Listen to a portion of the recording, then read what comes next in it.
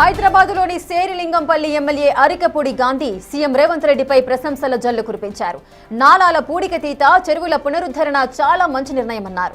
ఎన్ని విమర్శలొచ్చినా అందరికీ మంచి చేయాలనే నిర్ణయంతో ముందుకెళ్తున్నారని తెలిపారు. కబ్జాకు గురైన వాటిని పునరుద్ధరించడం కేవలం సీఎం రేవంత్ రెడ్డికే సాధ్యమన్నారు.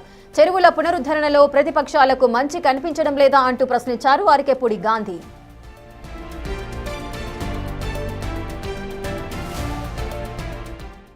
ఎప్పుడు తుఫాన్ వచ్చినా ఎప్పుడు వర్షం వచ్చినా కూడా ప్రజలు బయటకు రాకూడదు అనే అడ్వర్టైజ్మెంట్లు కూడా చూస్తూ ఉన్నాం. అప్రమత్తంగా ఉండండి, స్కూల్స్కి సెలవులు ఇస్తున్నాం అనే పరిస్థితులు. ఈ పరిస్థితులన్నీ అధిగమించాలి అంటే మనం ఏం చేయాలా? ఖచ్చితంగా కఠినమైన నిర్ణయాలు తీసుకోవాలా, సమాజానికి మంచి మెసేజ్ ఇవ్వాలనే ఉద్దేశంతోనే ముఖ్యమంత్రి గారు తీసుకున్నారు తప్పించి రెండో ఉద్దేశం కాదు. ఈ కార్యక్రమాలన్నీ కూడా పార్టీలకు అతీతంగా చేయాల్సిన బాధ్యత, పార్టీలకు అతీతంగా చేయాల్సిన బాధ్యత. మరి అక్కడ వేల కోట్ల రూపాయల గంగా నదికి కాశీ ఉత్సవాల్లో భాగంగా మోడీ గారు ఎలా ఖర్చు పెట్టారు? అక్కడ వేల కోట్లు, దానిలో 1/4 ఇచ్చినా తెలంగాణ అయిపోతుంది. 1/4 ఇవ్వకపోయినా, ఆర్థికంగా సహకరించకపోయినా, ఆర్థిక పరిస్థితులు ఇబ్బందుల్లో ఉన్నటువంటి రాష్ట్రాన్ని ఆర్థికంగా ముందుకు తీసుకెళ్ళి అన్ని కోణాల్లో సంక్షేమము, అభివృద్ధి రెండింటిని కూడా రెండు కళ్ళు అని చెప్పి తీసుకొని ముఖ్యమంత్రి గారు ముందుకెళ్తా ఉన్నారు.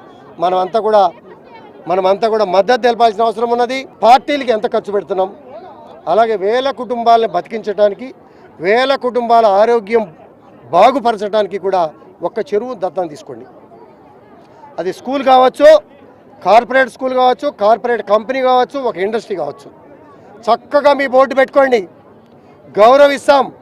మా పిల్లలందరూ కూడా ముఖ్యమంత్రి గారి చేతుల మీదుగా అభినందనలు తెలుపుతూ వేల కుటుంబాలని దీపం పెట్టినటువంటి మహానుభావులుగా గుర్తిస్తాం. అవసరమైతే అఫీషియల్గా ప్రభుత్వం నుంచి కూడా మీకు ప్రశంసా పత్రాలు ఇచ్చి అభినందన కార్యక్రమం చేస్తాం తప్పించి ఎక్కడా కూడా కించపరిచే ప్రసక్తి లేదు. మరి ఇవాళ హైడ్రా వాకింగ్ ట్రాకుల్లో కానీ, గ్రీనరీలో కానీ, ఆక్యుపేషన్లో కానీ కీలక పాత్ర పోషిస్తూ ఉంది.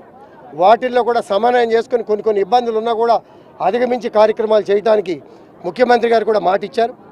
వీటన్నిటిని కూడా సమన్వయం చేసుకొని చెరువులు పునరుద్ధరణ ఏకైక లక్ష్యంగా, చెరువులు పునరుద్ధరణే సాధనే ధ్యేయంగా కార్యక్రమాలు చేయాలని చెప్పి తొమ్మిడికుంట చెరువు పైన మానవహారం కార్యక్రమంలో ప్రజా భాగస్వామ్యాన్ని చేసి ఇక్కడ ప్రజలకు ఇక్కడ ఈ చెరువు ఉందని, ఈ చెరువు విస్తరణ ఈ విధంగా అభివృద్ధి జరుగుతుందని, ఈ అభివృద్ధిలో భాగంగా ఇక్కడ సమగ్ర నాణ్యమైనటువంటి జీవితం కోసం పూర్తి ఏర్పాట్లు చేయడం జరుగుతూ ఉంది. ఇక్కడ సీనియర్ సిటిజన్స్కు పార్కు, చిల్డ్రన్స్కు పార్కు, జిమ్ ఐటమ్లు ఇవన్నీ ఏర్పాటు చేసి మరి ఇంత మంచి చెరువు మేము 2009 నుంచి 2024 అంటే 15 ఏళ్ళ మా సుదీర్ఘ ప్రత్యక్ష రాజకీయాల్లో కార్పొరేటర్గా సేవలు అందిస్తున్నటువంటి సందర్భంలో ఈ చెరువు ఈ స్థాయికి వస్తుందని, ఒక చెరువు ఇక్కడ ఉందని కూడా మాకు తెలియదు. ఇది 29 ఎకరాల చెరువు ఏదైతే ఉండనో, 29 ఎకరాల 26 గుంటలు, ఇందులో 14 ఎకరాలు కబ్జా గురైంది. ఇక్కడే పక్కకు మనం సింధు హాస్పిటల్ చూస్తున్నాం, యశోద హాస్పిటల్ చూస్తున్నాం. అది ప్రభుత్వ స్థలాలు, ఎన్నో వేల కోట్లకు ఆక్షన్ మరి చేయడం జరిగింది. కానీ అక్కడ ఇప్పుడు ఉన్న వారికి కూడా ఆక్సిజన్ లేదు. మేము కరోనా వచ్చినప్పుడు మేము కూడా ఒక కరోనా బాధితులము. నాతో పాటు ఎంతోమంది 50 లక్షల రూపాయలు పెట్టి హాస్పిటల్లో అడ్మిట్ అయ్యి ఆక్సిజన్ లేక చనిపోవడం జరిగింది.